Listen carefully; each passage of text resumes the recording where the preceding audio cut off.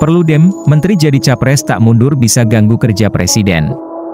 Dilansir dari CNN Indonesia, Direktur Eksekutif Perludem Hoerunisa Nur Agustiti mengatakan menteri yang maju jadi calon presiden tetapi tak mengundurkan diri bisa mengganggu kerja Presiden.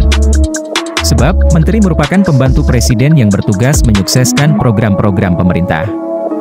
Keputusan Mahkamah Konstitusi (MK) yang membatalkan kewajiban mundur menteri saat maju jadi calon presiden bisa mengganggu kerja Presiden.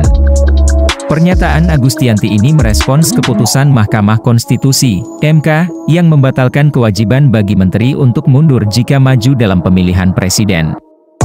Menurut Agustianti, hilangnya ketentuan ini berpotensi menimbulkan konflik kepentingan. Ia mengatakan para menteri yang maju sebagai capres bisa menjadikan program kementerian sebagai ajang promosi diri.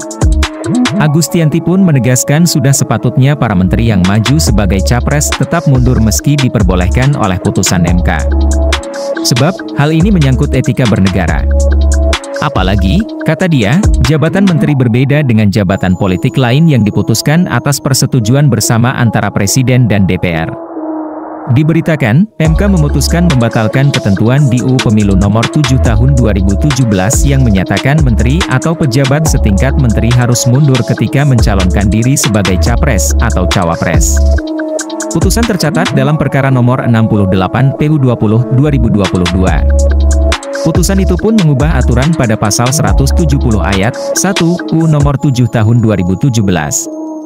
Sebelumnya, pejabat negara yang dikecualikan mundur jika maju jadi capres atau cawapres, yaitu Presiden, Wakil Presiden, pimpinan dan anggota MPR, pimpinan dan anggota DPR, pimpinan dan anggota DPD, Gubernur, Wakil Gubernur, Bupati, Wakil Bupati, Wali Kota, dan Wakil Wali Kota.